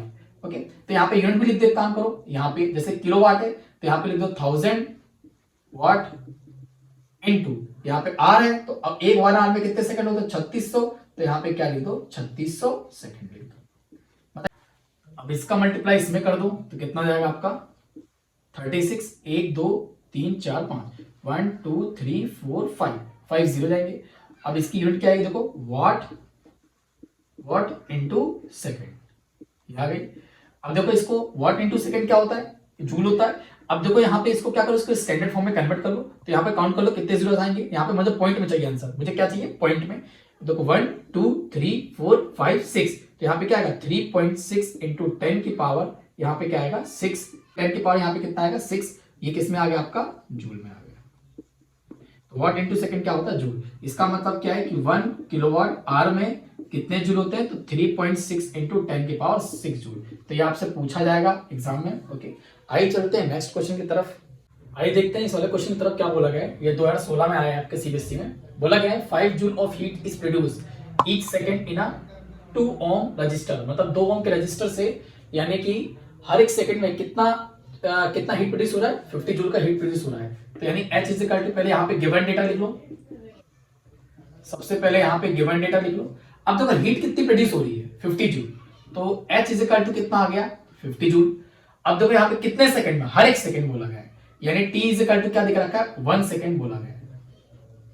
उसका देखो रेजिस्टेंस का यूनिट क्या है? यहाँ पे देखो R is equal to 2 ohm. Find the potential difference across the resistor, यानी आपको V की वैल्यू निकालनी है यहाँ पे। ओके, लेकिन देखो इसमें हीट भी बोला गया, उसके बाद आपको V भी वैल्यू निकालनी है। तो आपको पता है यहाँ पे H क्या होता है? जूल हीटिंग इफेक्ट क्या होता है? H is equal to I square RT होता है। अब देखो यहाँ पे H T इंटू और इस साइड जाएगा तो क्या आएगा?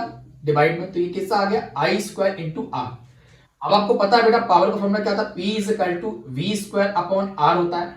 ओके, अब आपको ये भी पता है यहाँ पे, ये भी कि H upon T is equal to I square R. याद करो पिछली बार अभी करवाया था, आई स्क्वायर आर किसके बराबर होता है, पी के। तो यहाँ पे इसकी जगह पे क्या आ गया आपका P, और आपको पता है P इज इक्वल टू क्या होता है, V स्क्वायर अपॉन आर। तो H upon T is equal to P, तो P की जगह पे क्या आ गया, V स्क्वायर अपॉन क्या आ गया आर। अब मुझे यहां से किसकी वैल्यू निकालनी है पहले बच्चों, V की। तो V का मल्टीप्लाई T में कितना आ गया, V T, V square into T. R का मल्टीप्लाई इसमें कितना आ गया, H R। आपको किसकी वैल्यू निकालनी, V, तो V को यहीं पर रोको, H R और ये T इंटू में और इस साइड जाएगा तो क्या आएगा, डिवाइड में। अब जैसे ही आप स्क्वायर हटाओगे तो यहाँ पे क्या लग जाएगा, अंडर रूट लग जाएगा H R अपॉन टी, यानी ये एक नया फॉर्मूला निकल के आ गया V का। ओके, तो अब देखो इसमें वैल्यू पुट करते हैं, तो V is equal to under root H, तो H कितना है यहाँ पे 50, उसका देखो R कितना है यहाँ पे 2, उसका देखो टाइम कितना बेटा यहाँ पे 1, तो 50 का इंटू 2 में कितना आ गया 100, अंडर रूट और 100 का स्क्वायर रूट क्या होता है आपका 10, तो इसका मतलब कितना आ गया 10 वोल्ट। इसका मतलब कितना पोटेंशियल डेवलप हो रहा है, 10 वोल्ट का पोटेंशियल डिफरेंस। तो ये इसका क्या आ गया, आंसर आ गया। ओके, तो ये आप एक और फॉर्मूला याद रख लेना यहाँ पे, क्योंकि ये 2016 पूछा गया था, हो सकता है इस बार ऐसा क्वेश्चन पूछ लिया जाए, इसलिए आप ये वाला कुछ सीधा फॉर्मूला आप याद कर लेना। ओके, आइए चलते हैं हम नेक्स्ट क्वेश्चन की तरफ। क्या बोला गया है कि दो लैंप है एंड दोनों लैंप का आपको देख रखा है। जो पहला लैंप है उसका आपको देख रखा है, इसमें उसका पावर कितना देख रखा है 100 वाट, और जो पहला जो लैंप है उसका देखो वोल्टेज आपको देख रखा है V1 220 volt. Okay, and the other मतलब दूसरा आपको देखो कितना देख रखा है P2 का, आपको दूसरे लैंप का पावर कितना देख रखा है 60 वोल्ट, और दूसरे लैंप का देखो यहाँ वोल्टेज देख रखा है V2 इज इक्वल टू 220, यानी दोनों का वोल्टेज सेम है, और दोनों कैसे कनेक्टेड बेटा, पैरेलल में कनेक्टेड है। अब आपको पता होगा पैरेलल में क्या होता है, ये चीज आपका क्या होता है यहाँ पे पैरेलल में होता है। देखो दोनों पैरेलल में क्या है, कनेक्टेड है। टू इलेक्ट्रिक मैन सप्लाई, मतलब उसमें इलेक्ट्रिक क्या क्या सप्लाई किया। Find the current draw by the two bulb from the line if the supply voltage is 220 volt. यानी इसका मतलब ये है कि जो पावर आपको जो वोल्टेज जो सप्लाई हो रही है वो कितनी हो रही है 220 वोल्ट। तो आपसे क्या पूछा, आपसे बोला गया टोटल करंट की वैल्यू, बस टोटल करंट की वैल्यू पूछा गया है। तो देखो पहले काम तो इस लैंप के अंदर कितना करंट ड्रॉ हुआ गया वो निकाल लो, इस इलेक्ट्रिक बल्ब के अंदर कितना करंट गया वो निकालो, फिर दोनों क्या कर दो प्लस कर दो। ओके, ये पूछा गया। तो यहाँ पे देखो आप जानते हैं यहाँ पे P is equal to V into I, तो आपको P देख रखा है, V देख रखा है, I निकाल लो। तो यहाँ पे P1 V1 कर दो और यहाँ पे क्या कर दो I1 कर दो। तो यहाँ पे देखो क्या निकालोगे P1 V I1 इंटू में सेट जाएगा तो क्या आएगा डिवाइड में, ये किसका आ गया I1। तो I1 इज इक्वल टू देखो P1, तो P1 कितना देख रखा है 100, V1 कितना देख रखा है 220, तो I1 देखो यहां से निकाल लो, 1 0 से 1 0 यहाँ पे कैंसिल, उसके बाद देखो ये 2 से कट गया 5 टाइम्स में, ये 11 टाइम्स में, 11 का डिवाइड किसमें कर लिया 5 में, तो यहाँ पे एक 0 लगाओ, यहाँ भी एक 0 लगा दो। उसके बाद देखो यहाँ पे 44 आ रहा है, उसके बाद देखो यहाँ से कितना माइनस हो रहा है आपका, यहाँ पे 6 माइनस, यहाँ पे एक और 0 लगाओ। उसके बाद देखो यहाँ पे कितना आ रहा है 55 आ रहा है, तो यानी कितना आ गया 0.45 एम्पियर।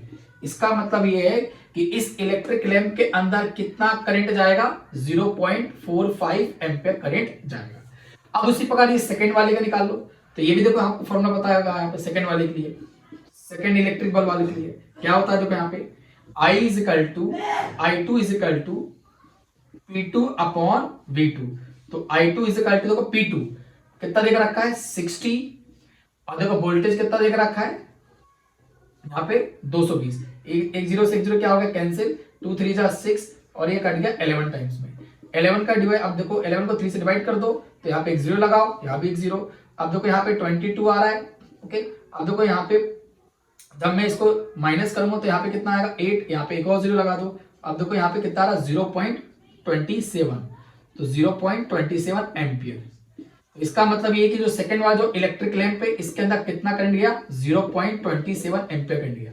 अब बोला गया टोटल कितना करंट है इस लाइन, मतलब इस वायर में टोटल कितना करंट है। ओके, जैसे मान लो कि बैटरी, यहाँ पे कोई बैटरी लगी होगी तो इस बैटरी से यानी कितना करंट निकला, तो I इज इक्वल टू मैंने तो बोला दोनों को क्या करो प्लस कर दो, तो इसके अंदर कितना करंट गया यहाँ पे देखो I1 plus I2, I is equal to इसके अंदर कितना करंट गया देखो आप निकाल चुके हैं 0.45, इसके अंदर कितना गया 0.27, I इज इक्वल टू दोनों प्लस कर दो 0.45 0.27 दोनों को प्लस कर दो, तो यहाँ प्लस करोगे तो ये 12 आएगा और ये कितना आएगा 7, कितना आएगा 0.72 एम्पियर। इसका मतलब ये कि इस सर्किट में इस बैटरी से कितना करंट निकला 0.72 एम्पियर करंट निकला। ओके, आइए चलते हैं हम नेक्स्ट क्वेश्चन की तरफ। अभी देखते हैं ये वाला क्वेश्चन, ये ज्यादातर आपके एमसीक्यूज में और 2 मार्क्स से सबसे ज्यादा क्वेश्चन आते हैं। मान लो कि एक इलेक्ट्रिक लैंप देख रखा है, इसका पावर कितना है 100 वॉट और एक सेकंड वाला लैंप है, इसका पावर कितना है 60 वोल्ट। पूछा गया है दोनों में सबसे ज्यादा रेजिस्टेंस किसका ज्यादा होगा, यानी किसका रेजिस्टेंस क्या होगा, मैक्सिमम होगा, सबसे ज्यादा किसका होगा। अब आपको पता होगा बेटा, आपको मैंने बताया भी था, तो जो पावर होता है वो रेजिस्टेंस के क्या होता है इनवर्सली प्रोपोर्शनल होता है। ओके, तो जैसे एक बात करो यहाँ पे देखो, इसका पावर देखो, अगर मान लो कि पावर ज्यादा होगा तो रेजिस्टेंस क्या होगा कम। तो देखो यहाँ पे इन दोनों में अगर मैं बात करूं, दोनों की बात करूं, किसका पावर ज्यादा है, इसका पावर क्या है ज्यादा, तो इसका रेजिस्टेंस क्या होगा कम। अच्छा, इसका पावर देखो यहाँ पे क्या है, इसका पावर क्या है कम, तो इसका रेजिस्टेंस क्या होगा ज्यादा। तो इसका मतलब ये कि ऑप्शन नंबर जो सेकंड वाला है, यानी जो 60 वाट का इलेक्ट्रिक लैंप है, इसका रेजिस्टेंस क्या होगा ज्यादा होगा। ओके, तो आइए चलते हैं नेक्स्ट क्वेश्चन की तरफ। आइए करते वाला क्वेश्चंस। देखिए क्या बोला गया है, an electric bulb is rated eight 200 volt, यानी एक इलेक्ट्रिक बल्ब है, उसका आपको वोल्टेज देख रखा है 200 वोल्ट, उसी का आपको इलेक्ट्रिक बल्ब का पावर आपको देख रखा है बेटा 100 वॉट। आपसे क्या पूछ रहा है, आपसे रेजिस्टेंस की वैल्यू पूछ रहा है, यानी आर की वैल्यू पूछ रहा है। अब मैंने आपको एक फॉर्मूला बताया था, फॉर्मूला क्या था, P is equal to V square upon R. तो यहां से देखो, आपकी यहां से इसको 1 लगा, यहाँ पे यहां से आर की वैल्यू निकाल लो, तो आर का मल्टीप्लाई P में कितना आ गया PR, V का मल्टीप्लाई इसमें कितना आ गया V स्क्वायर। आपको किस वैल्यू चाहिए आर को, तो आर को रोका, यहाँ पे V स्क्वायर अपॉन कितना आ गया P। अब वैल्यू आपको पता ही है, तो V की वैल्यू देखो कितनी है, वोल्टेज की वैल्यू 200, तो V की जगह आप क्या पुट करो 200 का स्क्वायर, देखो पावर कितना देकर रखा है यहाँ पे बेटा 100। अब इसको कैलकुलेट कर लो, सिंप्लीफाई कर लो, तो R इज इक्वल टू, जब मैं 200 का स्क्वायर करूंगा तो आपको कितना 4 इंटू 1 2 3 4, यानी 4 जीरो आएंगे यहाँ पे। उसके बाद नीचे देखो क्या है 100 है, तो 2 जीरो से 2 जीरो कैंसिल, तो कितना गया R इज इक्वल टू 400 ओम। ये इसका फाइनली क्या आ गया, आंसर आ गया। ओके, बड़े आराम से इस क्वेश्चन सॉल्व कर लिया। आइए चलते हैं अगले क्वेश्चन की तरफ, देखते हैं इस वाले क्वेश्चन की तरफ क्या बोला गया है। A torch bulb is rated 5 volt, यानी एक टॉर्च बल्ब है, उसका वोल्टेज कितना देख रखा है 5 वोल्ट देख रखा है, और उस करंट की वैल्यू कितनी देख रखी है, आई की वैल्यू आपको देख रखी है 500 मेगा एम्पियर, यानी मेगा, ये भी करंट क्या होती है यूनिट होती है, मेगा एम्पियर आपको देख रखा है। तो मेगा एम्पियर को आपको क्या करना है, एम्पियर में कन्वर्ट करना है। तो अगर आपको मेगा एम्पियर को एम्पियर में कन्वर्ट करना तो 1000 से क्या करना पड़ेगा, उसको डिवाइड करना पड़ेगा। तो 2 जीरो से 2 जीरो क्या होगा कैंसिल, तो 10 को इससे डिवाइड करूं कितना आएगा 0.5 एम्पियर। तो एक इसकी वैल्यू आ गई, प्यारे बच्चों आई की वैल्यू आ गई। आपको पहले में क्या निकालना, पावर की वैल्यू निकालना है। फर्स्ट वाले आपको पावर की वैल्यू निकालना है, यानी पी की वैल्यू। अब आपको पी की वैल्यू देखो, आपको फॉर्मूला ड्राइव करवाया था, P इज इक्वल टू क्या होता है V इंटू आई। ओके, क्यों हमने वाला फॉर्मूला क्यों लगाया, क्योंकि यहाँ पे आपको V देख रखा था, I देख रखा था, इसलिए हमने वाला फॉर्मूला लगाया। तो P इज इक्वल टू क्या होता है V इंटू आई। तो पावर आपको निकालना है, V कितना है यहाँ पे 5, I कितना देख रखा है 0.5। इन दोनों का मैंने क्या किया, मल्टीप्लाई किया, तो मल्टीप्लाई किया कितना आ गया 2.5 वोल्ट आ गया। ये पावर की क्या आ गई, वैल्यू आ गई। सेकंड में आपको क्या निकालना, रेजिस्टेंस की वैल्यू निकालनी है। तो अकॉर्डिंग्स टू ओम्स लॉ आपको पता होगा प्यारे बच्चों, अकॉर्डिंग्स टू ओम्स लॉ, यहाँ पे ओम्स लॉ लगा दो। अब सभी को पता है V इज इक्वल टू क्या होता है, यहाँ पे IR होता है। तो आपको R निकालना है, I इंटू में इस साइड क्या बन गया डिवाइड में, यहाँ पे R आ जाएगा। तो V कितना देकर रखा है आपको देखो 5, I कितना देकर रखा है, I आपने देखो I अभी आपने निकाला 0.5, यहाँ से क्या निकल के जाएगा आपका R निकल के जाएगा। तो यहाँ पे देखो ऊपर एक जीरो लगाओ, तो यहाँ से पॉइंट आपका हट जाएगा। जब इसको इससे डिवाइड किया तो यहाँ पे कितना आ गया 10 ओम, यानी रेजिस्टेंस की वैल्यू कितनी आ गई 10। अब देखो इसमें थर्ड वाले क्या निकालना, energy consumed when it is light for 2.5 hour, यानी 2.5 घंटे में कितनी एनर्जी क्या हुई कंज्यूम हुई, आपको निकालना है। अब मैंने आपको फॉर्मूला बताया था पावर का, क्या होता है पावर का फॉर्मूला होता है वर्क अपॉन टाइम। आपको पता होता है जो वर्क होता है वो एनर्जी के क्या होता है इक्वल होता है। तो इसके नीचे 1 लगाया, तो W का मल्टीप्लाई 1 में कितना आ गया W, और P का मल्टीप्लाई T में कितना आ गया P और T। तो W बोले तो यानी आपको क्या निकालना एनर्जी, यहाँ पे E आपको निकालना है P इंटू T। तो यहाँ पे देखो क्या निकालना, कितने घंटे का 2.5 घंटे का निकालना है। अब आपको पता है बेटा एक 1 आवर में कितने सेकंड होते हैं, तो 3600 सेकंड होते हैं यहाँ पे 1 आवर में। ओके, तो यहाँ पे E is equal to power आपको देख रखा है, पावर कितना देख रखा है 2.5। अब देखो टाइम तो कितने समय का निकालना है, 2.5 घंटे के लिए, तो यहाँ पे 2.5। अगर आप जानते हैं 1 घंटे में कितने 3600 सेकेंड होते हैं, तो 3600 का क्या कर दो मल्टीप्लाई कर दो। जब आप इसको सभी को मल्टीप्लाई करोगे तो जो आपका आंसर निकल के आएगा प्यारे बच्चों, तो कितना आएगा 22,500, यानी कि 22,500 जूल पर सेकेंड, इतना आपका आंसर आएगा। तो पहले वाले में बोला था पावर, पावर का आंसर तो निकाल लिया, दूसरे में बोला रेजिस्टेंस, रेजिस्टेंस में निकाल लिया, और तीसरे में क्या बोला एनर्जी, एनर्जी में निकाल लिया। आइए चलते हैं अगले क्वेश्चन की तरफ, आइए चलते हैं वाला क्वेश्चन की तरफ। यह वाला क्वेश्चन सीबीएसई 2019 में पूछा गया था, और सबसे पहले आपको क्या निकालना है, इसमें टोटल रेजिस्टेंस निकालना है, उसके बाद करंट आपको निकालना है, और सबसे बेस्ट क्वेश्चन है, सबसे अच्छा क्वेश्चन है, और एग्जाम में पॉसिबिलिटीज है ऐसे क्वेश्चन आने की। तो सबसे पहले आपको सर्किट डायग्राम आपको देख रखा है, तो यहाँ पे देखिए रेजिस्टेंस लगा हुआ है, और इसी के सीरीज में आपका इलेक्ट्रिक लैंप लगा हुआ है। ये दोनों आपस में कैसे कनेक्टेड है, सीरीज में कनेक्टेड है। इसका आपको रेजिस्टेंस देख रखा है, यानी R1 आपको देख रखा है 4 ओम, R2 आपके पास कितना देखो यहाँ पे 20 ओम, दोनों ऐसे इसका देख रखा है, और दोनों कैसे कनेक्टेड है सीरीज में। तो इन दोनों का इक्विवेलेंट रेजिस्टेंस निकालो, कैसे R1 प्लस R2। हमने ये फॉर्मूला क्यों लगाया, क्योंकि ये दोनों आपस में सीरीज में कनेक्टेड थे। तो इस वाले रेजिस्टेंस की वैल्यू कितनी है 4, और इस इलेक्ट्रिक लैंप के रेजिस्टेंस कितना है 20, दोनों का प्लस किया तो R इज इक्वल टू कितना आ गया 24 ओम आ गया। ओके, अब सेकेंड वाले देखो क्या निकालना, आपको करंट की वैल्यू निकालनी है। अब आपको पता होगा करंट की वैल्यू निकालने के लिए हम क्या लगाएंगे, ओम्स लॉ लगाएंगे। ओम्स लॉ सभी को पता है, V is equal to IR, काफी important ohm's law. Ohm's law तो खैर करके ही जाना, इसका ग्राफ करके जाना, और ओम्स लॉ की डेफिनेशन आप करके ही जाना। अब देखो V कितना देख रखा है, मतलब ये रेजिस्टेंस और ये इलेक्ट्रिक लैंप, ये कितने वोल्टेज के बैटरी के साथ कनेक्टेड है, 6 वोल्ट के साथ। तो V की जगह कितना आएगा 6 आएगा। I आपको देख रखा है क्या, नहीं, करंट तो हमको निकालना है। यहाँ पे R देख रखा है, हाँ R देख रखा है, अभी जस्ट आपने निकाला ही R, तो 24। तो यहाँ पे आप क्या करो, यहाँ पे आपको I निकालना है। देखो V R इंटू और इस साइड क्या बन गया डिवाइड में, यहाँ से I निकल के जाएगा, तो I is equal to V कितना देख रखा है 6, R कितना देख रखा है 24। तो यहाँ पे देखो 6 1 6, 6 4 कितना आ गया 24। तो यहाँ पे I इज इक्वल टू कितना आ गया 1/4। तो ये आपसे क्या आ गया, I की वैल्यू आ गया एम्पियर में। जब इसको और सिंपलीफाई करोगे तो I इज इक्वल टू कितना आएगा 0.25 एम्पियर आएगा।